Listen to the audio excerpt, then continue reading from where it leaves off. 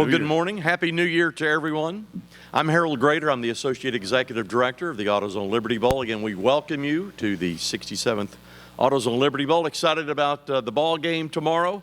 Excited about the two teams, especially this one, nationally ranked Navy. Proud to have their head coach, Brian Newberry, with us this morning. Coach, good morning. Happy New Year. Good morning.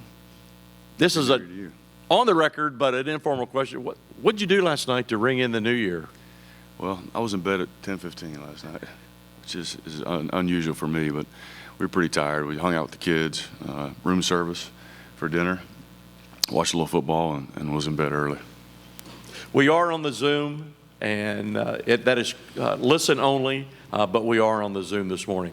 Before we turn it over to the real media, this is one of our traditions here at the AutoZone Liberty Bowl with our head coaches. First question, dry ribs, wet ribs? You got a Memphis preference? Yeah, definitely dry ribs. But they don't make them any better than they do here in Memphis, that's for sure. And I hadn't got a chance to have any since I've been here, but hopefully before we head out of town, I'll get an opportunity to do that. And then I know a lot of your folks have made the trip out to Graceland. Young Elvis or the little bit older Elvis? For me, definitely the younger Elvis, no question. But yeah, I'm a big fan. Phenomenal artist, obviously, and got a chance to see the movie, which was really, really interesting. Really interesting, really sad parts of it, right? But yeah, but I'm a young Elvis guy for sure. With that, we'll start with an opening comment about the ball game tomorrow. Sure. Yeah, we're extremely excited to be here, to be a part of a bowl game that's got great tradition. Started by a patriot, a guy that protected our freedoms, and obviously, guys, for us, they're going to be doing the same thing. And so it's an honor to be here. I had an opportunity to come here in 2019, and I was really impressed with the bowl. Everything was first class. It's been the same way since we've been here this week. The guys are having a really good time, and they've treated us well, staying at a beautiful hotel, and been very accommodating, and excited to be here. It's been a really, really good week of practice for us. Playing the Army game late, we only got 2 practices in before, and we gave our guys a break to go home for Christmas, give them about 10 days off, which is important for our guys. They work really hard. It's been a long season, and so I felt like that was really important. You always worry about having enough opportunities to get ready to play in a bowl game. We kind of did it the same way last year, which was a concern for me, but ended up playing pretty well. So we get 4 practices here at Memphis. I have one today. It'll be our last one, obviously. But it's been a good week.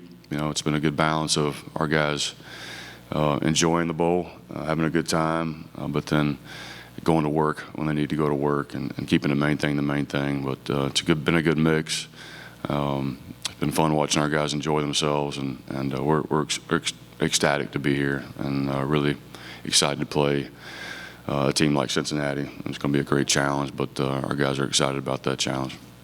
We'll take questions. We do have a mic to pass, and if you'll identify yourself and your organization. Bill Wagner from the Baltimore Sun and Capital Gazette newspapers. You had talked about the 10-day layoff before you sent the guys home. You said you hope they don't sit around watching football, eating turkey. Yeah.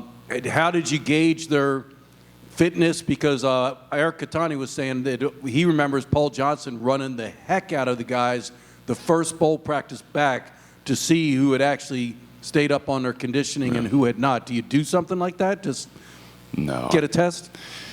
I think, Wags, the way that we practice, you can tell if guys are in shape or if they're not without having to do wind sprints or anything like that. Times have changed quite a bit, right? But Coach Carissi and the strength and conditioning staff gave them kind of a protocol while they were at home, and we've got pretty conscientious young men. They know that's a long break, and so they were active over the break as well. Like I said, it was a concern for me last year. I didn't know maybe necessarily the best way to do it. It was a long conversation with our staff and strength and conditioning staff and how we wanted to do it. But that rest is really important for our guys. We're relatively healthy, at this point in the season. But that 10-day break, really good for their bodies, and I think really good for their minds as well. And so I thought, we got back here Monday, got right off the plane, and went right to practice, and it was one of the most energetic practices we've had. The energy was great, the attitudes were great, and the guys went to work, and I was impressed with the retention that they had from the 2 practices before the break. So been really pleased with the way that our guys have handled themselves, the way we practiced this week, the way that they were able to retain stuff before the break, and they came back in good shape. So not worried about that. And I think you worry about getting enough practices in sometimes. I think the lesson we learned last year in the bowl game was sometimes less is more. Sometimes you got a lot of time to get ready. As a coach, you maybe try to do too much and try to outsmart yourself a little bit. And so the restricted amount of time didn't allow for that with the coaches. And so I like our game plan. I like the way our guys have been able to execute that during the course of practice this week. And it wasn't super clean on Monday, but our guys ran around. They were intentional. There was a sense of urgency about what we were doing. And so Tuesday was really good. Yesterday was a walkthrough for us, and today we'll be out there for about an hour.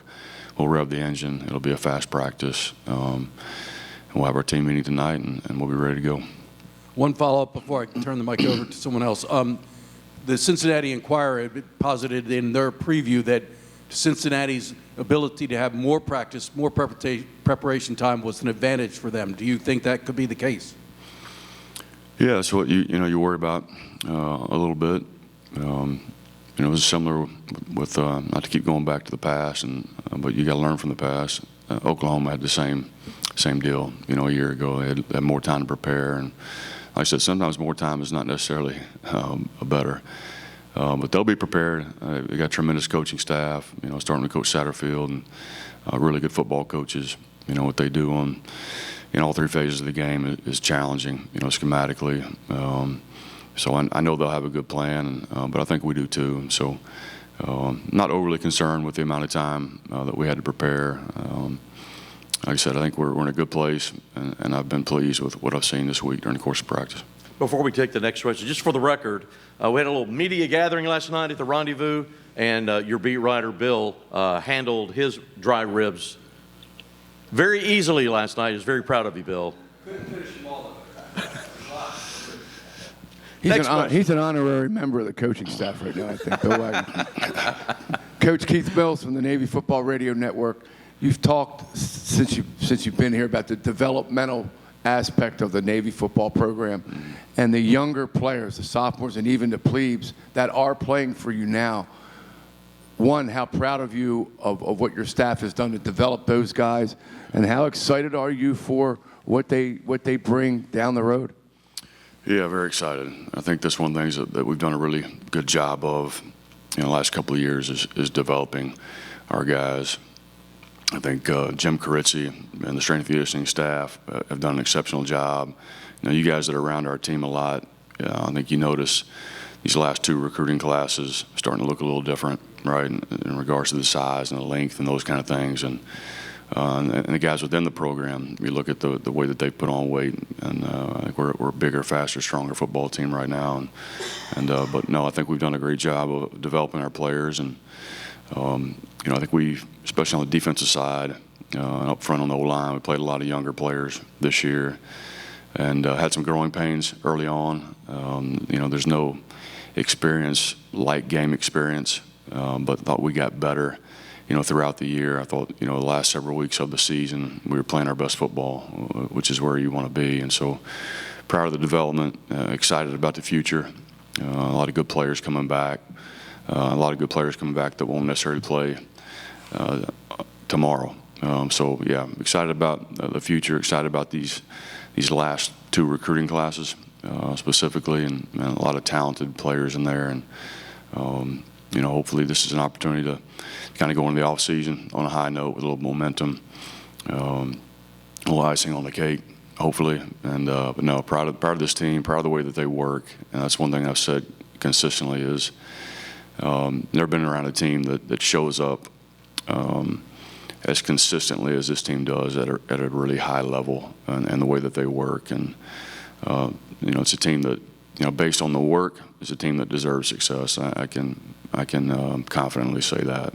With that said, it's got to be a little bittersweet the fact that for the seniors, Yeah. and you've talked about their leadership all the way through their journey, that this is going to be the last game for those guys. Yeah. And can you just share what they've meant to you? Yeah. Well, that's a good word, and bittersweet is exactly what it is. And it's a phenomenal senior class. Obviously, some really good players in this class, but just a phenomenal group of young men, human beings.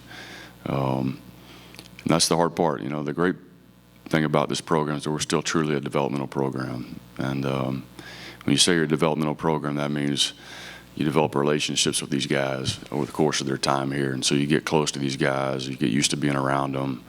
And they're a great group to be around. They're a joy to be around. You come to a bowl game, you just love observing these guys. We got back on Monday, and you could tell that they were fired up to be here. I think this is a group of guys that genuinely love being around each other and missed each other, over the break. I think that was part of the reason why we had such a good practice on Monday, just from an energy and attitude standpoint. But yeah, this class has done things the right way. This senior class is going to lead this program better than it was when they got here. And it's important for them to leave a legacy, just like last year's senior class did. But it's a special group, and we're going to miss these guys. There's no question. But they can feel good about what they've done. They can have peace of mind about where they're leaving this program, how they've elevated our program, and it's all because of the work that they put into it. And it's a close group, and so yeah, it's bittersweet, and excited to get to go out and play together one last time, and I know they're excited about it too. Coach, it's kind of funny when you look back at the beginning of the season to what some of the question marks on the team might have been, and then over the course of the season, seeing how that kind of turned out. And I think in particular of the offensive line and just how these guys, there was a lot of question marks, especially at tackle. Now, when you look over how they performed over the course of the season, what are your thoughts on just their growth and the development over the last 12 games? Yeah, I've been really pleased. I think Jay Guillermo and Tommy Lorendine had a real challenge, at the beginning of the season, just lack of experience, trying to figure out the pieces up front. And those pieces have changed, over the course of the year, and trying to get our best players on the field. And but no, really, really pleased with the growth and development, of that group, in particular. To have a lot of young players and to be able to lead the country in rushing, the way that we did.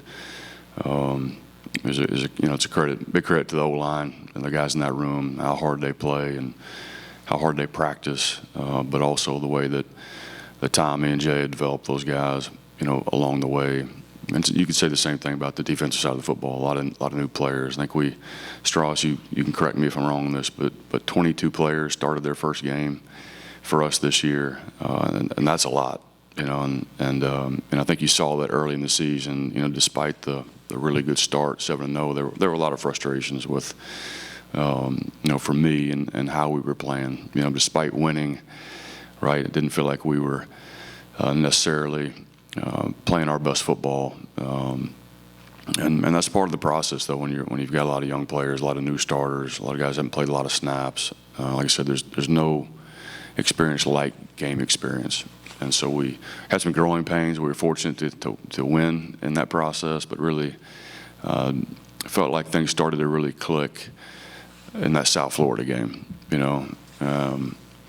And that was a lot of work, some personnel changes, some experimenting, moving guys to different positions, finding ways to get our best players on the field.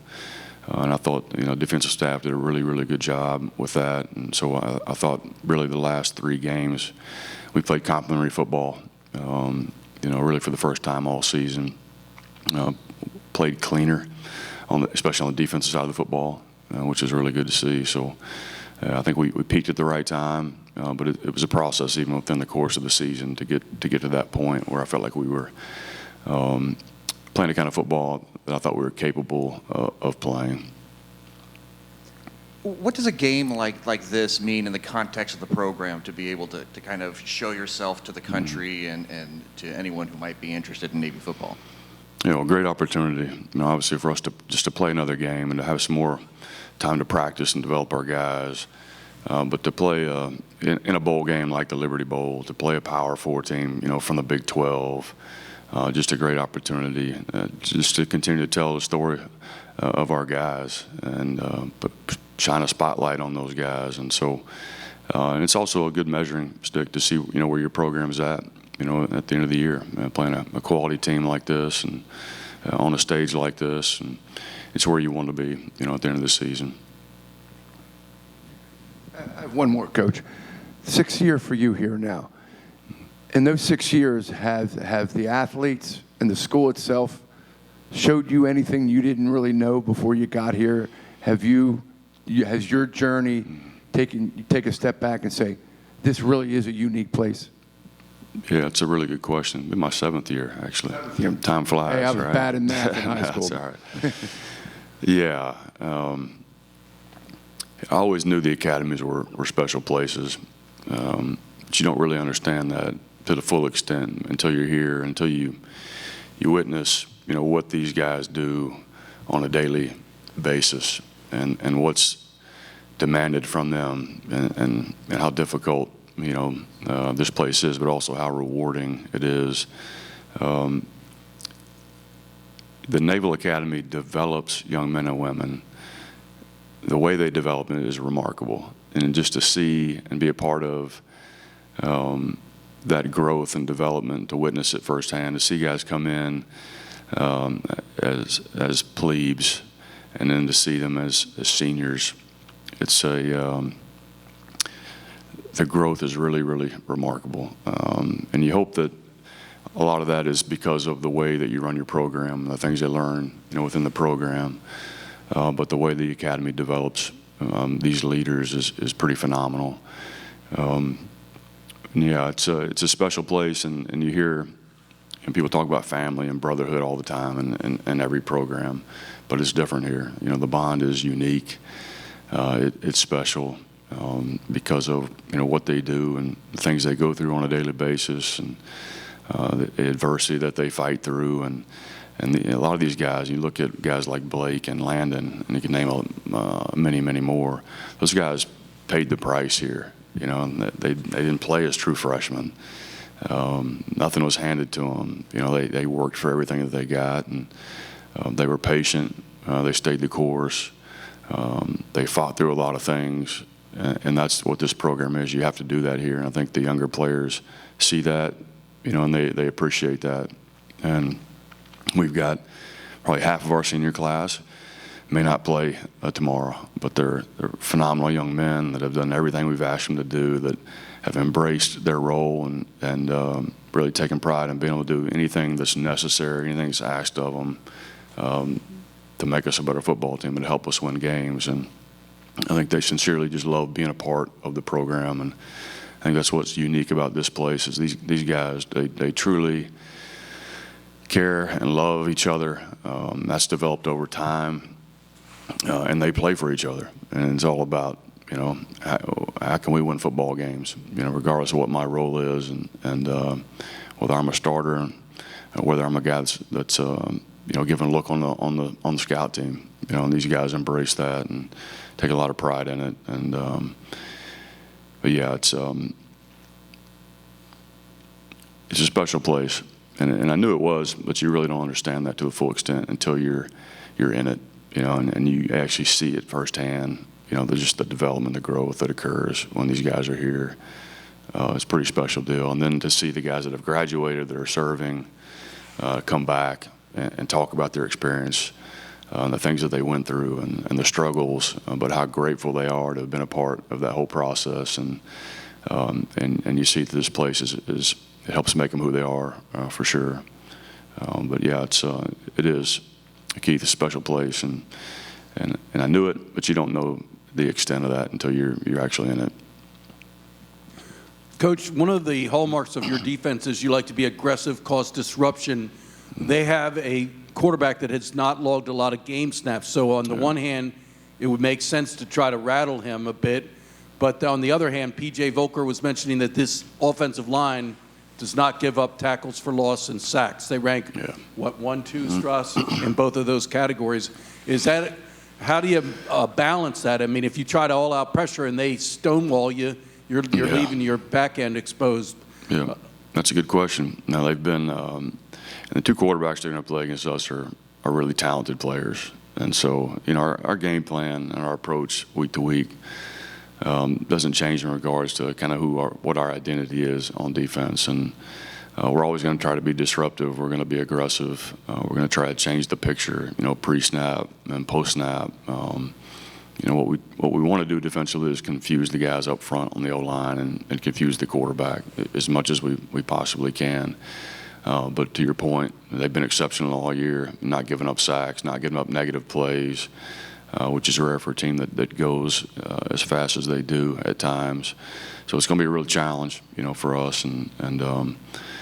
But the things we've done all year defensively and what our philosophy is, what our game plan really is structured around, what we believe in, is not going to change really going into this game. But yeah, you'd hope that we can rattle those guys a little bit, but they're both really talented quarterbacks, and it's going to be a real challenge, for us. And I think the O-line is really good. They're probably the best O-line that we've seen all year. Compare them to Notre Dame, really. They're big, they're physical, well coached. They communicate well, which is why you don't see them give up a lot of negative plays or sacks. So it's going to be a challenge to disrupt them. Question there. Brian, you're wearing it on your warm-up. One of the events you got to take part in with the Liberty Bowl was going to St. Jude's. How impactful was that experience for you? Yeah, my wife and I were just talking about it last night. Super impactful. Maybe the highlight of our trip here for us to learn about St. Jude. I didn't know much about it, but to get to go over there and to see that facility and to hear the story about Danny Thomas and how that came about and was founded, and how it's taken off. To see some of the families and the kids over there.